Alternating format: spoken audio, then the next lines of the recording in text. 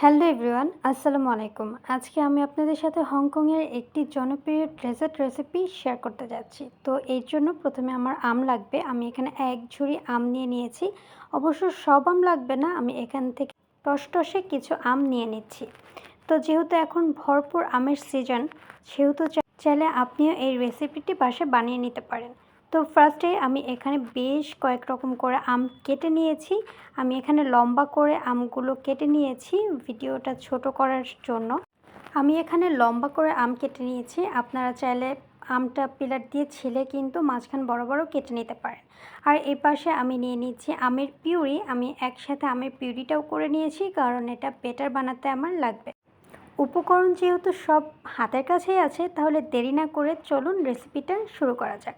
প্রথমে আমি একটা বোল নিয়ে নিয়েছি, এর মধ্যে হাফ কাপ পরিমাণে দিয়েছি ময়দা, আর দিয়ে দিচ্ছি উঁচু করে 2 টেবিল চামচ কর্নফ্লাওয়ার। আর কর্নফ্লাওয়ারটা কিন্তু লাগবেই। এর মধ্যে সামান্য পরিমাণে দিয়ে দিচ্ছি লবণ, আর একটু স্বাদ বৃদ্ধির জন্য দিয়ে দিচ্ছি 2 চামচ পরিমাণে চিনি। আর দিয়ে দিচ্ছি আমের পিউরিটা যে করে রেখেছিলাম, প্রায় 2 থেকে 3 টেবিল চামচ হবে। তো আমি সম্পূর্ণটা এর মধ্যে অ্যাড করে দিয়েছি। এর মধ্যে দিয়ে দিচ্ছি আমি ডিমটা ফ্রিজে রাখলে অবশ্যই বাহিরে বের করে রাখবেন। তো 2টা ডিম দিয়ে দিয়েছি, আর দিয়ে দিচ্ছি প্রায় 1.5 চামচের মতো ঘি। ঘিটা দিলে খুব সুন্দর একটি স্মেল পাওয়া যায়, আর কালারটা যাতে আরেকটু সুন্দর আসে সেই জন্য আমি কয়েক ফোঁটা দিয়ে দিচ্ছি ইয়েলো ফুড কালার। এটা পুরোটাই অপশনাল, চাইলে এটা স্কিপ করতে পারেন। আর এর মধ্যে দিয়ে দিচ্ছি 1 কাপ পরিমাণে লিকুইড মিল্ক। এবার সমস্ত উপকরণ একসাথে একটা হ্যান্ড উইংসের মাধ্যমে মিশিয়ে দিতে হবে। চাইলে আপনারা এই সমস্ত উপকরণ একটা ব্লেন্ডারের জাগে দিয়েও কিন্তু ঘুরিয়ে নিতে পারেন, এতে করে সময়টা অনেক কম লাগবে। দেখতেই পাচ্ছেন আমি কিন্তু সমস্ত উপকরণ একসাথে একটা হ্যান্ড উইক্সে খুব ভালোভাবে মিশিয়ে নিচ্ছি। আমি দুধটা কিন্তু প্রথমে একসাথে দিইনি, অর্ধেক অর্ধেক করে দিয়েছি। চাইলে আপনারা একসাথেও দিয়ে নিতে পারেন। এই তো ফাইনালি আমার এটা খুব সুন্দরভাবে গোলানো হয়ে গেছে, তবে একটু সময় লেগেছে। চাইলে কিন্তু আপনারা ব্লেন্ডারে জাগে দিয়ে কিন্তু এটা খুব সহজে গুলিয়ে নিতে পারেন। তো মেন প্রসেসে চলে যাচ্ছি।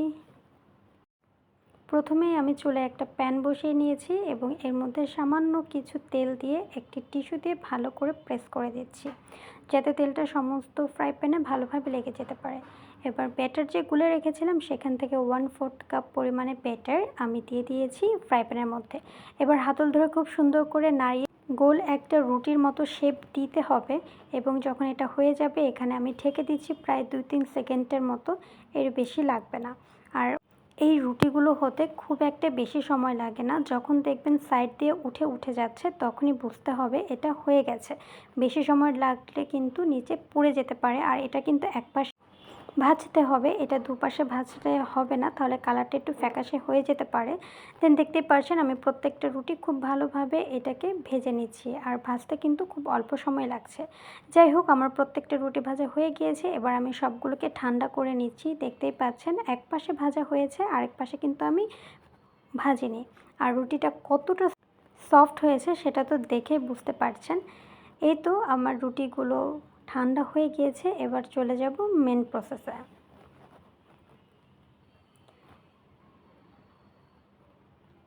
এবার একটা বাটি নিয়ে নিয়েছি, এর মধ্যে আমি দিচ্ছি হুইপ ক্রিম। আমার হুইপ ক্রিমটা ফ্রিজে ছিল একদম ডিপ ঠান্ডা যেটাকে বলে। এরকম ঠান্ডা থাকলে এটাকে ফোম করতে অনেক বেশি সুবিধা হয়। যাই হোক, এবার আমি এটাকে সুন্দর করে বিট করে নিচ্ছি। যখন এটা অর্ধেক বিট করা হয়ে যাবে, দেন এর মধ্যে আমি অ্যাড করছি গুঁড়ো দুধ।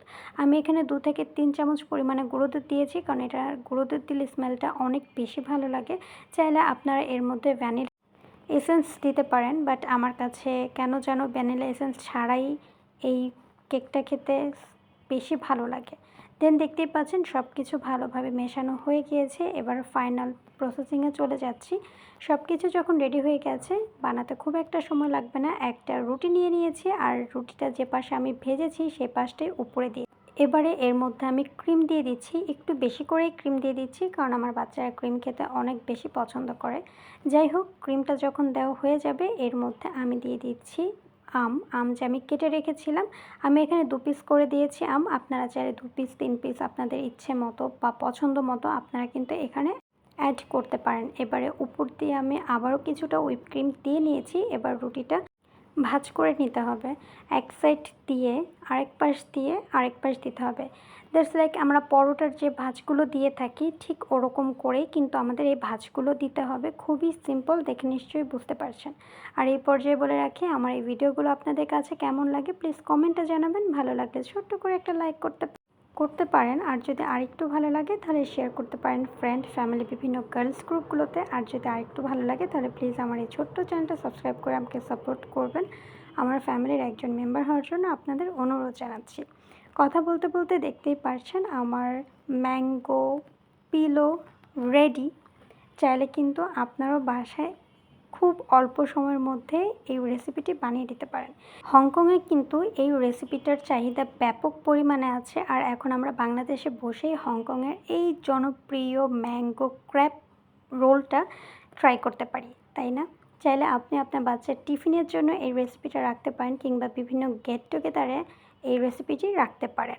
আমের সিজন থাকতেই কিন্তু এই মজাদার ইয়াম্মি একটি রেসিপি বাসায় বানিয়ে সবাইকে সারপ্রাইজ দিতে পারেন। তো আজ আমার এই পর্যন্তই। ছোট্ট একটি রেসিপি ছিল আপনাদের সাথে শেয়ার করবার মতো। খুব অল্প সময়ে এই রেসিপিটা বানানো যায়। হয়তোবা দেখতে ভিডিওটি একটু বড় হতে পারে, বাট এগুলা জোগাড় করা খুবই সহজ। আর এই সমস্ত কিছু আমাদের বাড়িতেই আচ্ছা, তাহলে এখানেই বিদায় নিচ্ছি। পরবর্তী পর্বে দেখার আমন্ত্রণ জানিয়ে নতুন কোনো রেসিপির চেষ্টা করব আপনাদের সাথে শেয়ার করার জন্য। আর ভিডিওটা কেমন লাগলো অবশ্যই কিন্তু কমেন্টে জানাবেন।